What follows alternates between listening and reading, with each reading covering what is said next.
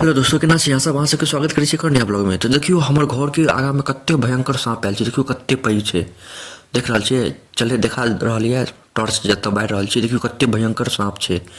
ओ अहाँ सबके पता है ई सांप के नाम पता है तो कमेंट करके जरूर बताएब। देखियो केहन भयंकर सांप छै, कते पैघ छै, कते बड़का छै। देखियो सरसरा के अंदर जंगल में भागि रहल छै। अंदर घर में घुस गेल रहे तो केनाहू के ओकरा बाहर निकाललू है। तो सोचलू अहूँ सबके देखा दिया। देखियो बहुत भयंकर छै, जाय नहीं रहल छै। कतबो भगा रहल छी, थपड़ी पीट रहल छी, लाठी से कह रहल छी, तैयो नहीं भागिए नहीं रहल ये। एते भयंकर, एते विशालजनक छै। ओकरा चललो नहीं होइ छै ज़्यादा, कियाकि पेट में कनिक लगै छै बच्चा छै। मोटायल बेटायल साँप छै, बहुत मोटगर साँप छै। लगे पेट में बच्चा छै। अखन ठंडा के मौसम छै तो गरम जगह ताकि रहल छै, तैं इम्हर से उम्हर जा रहल छै।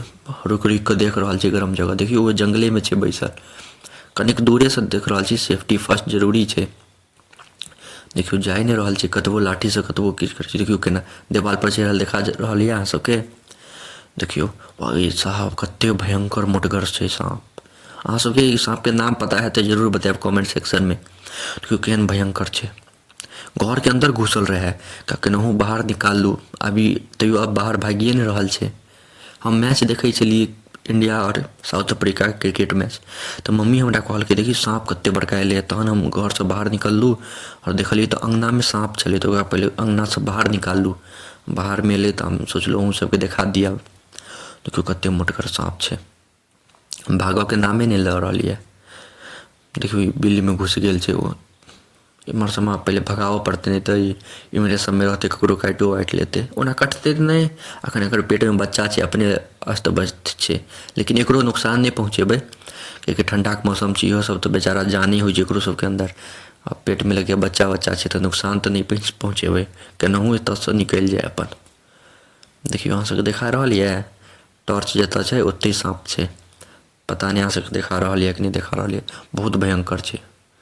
देखियो एक सेकंड रुक जाओ।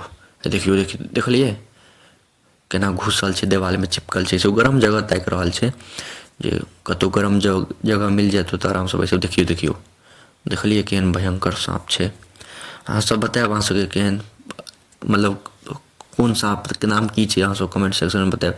देखियो ई पानि में आबि कऽ बैस रहल छै। छत पर से हम देखा रहल छी, उमहर में आगाँ नहीं गेलिए कियाकि सेफ्टी फर्स्ट जरूरी छै, कियाकि कोन ठीक अटैक कऽ दे हमरा ऊपर। तैं हम छत पर से देखा रहल छी। देखियो केना पानि में बैसल छै, केहन भयंकर छै। पानि में बैस रहल है। अब एतऽ से ईंटो नहीं फेंक सकै छी, बेचारा के चोट वोट लागि जेतै, अब की करिए। तो छोड़ू, अब बाहर चलि गेल छै तो अपन पानि में बैसल छै, फेर कतौ चलि जेतै, की करिए। देखा मारबो करबै तो चोट लगतै, एखन पेट में बच्चा छै, नुकसान नहीं पहुँचाबऽ के चाही।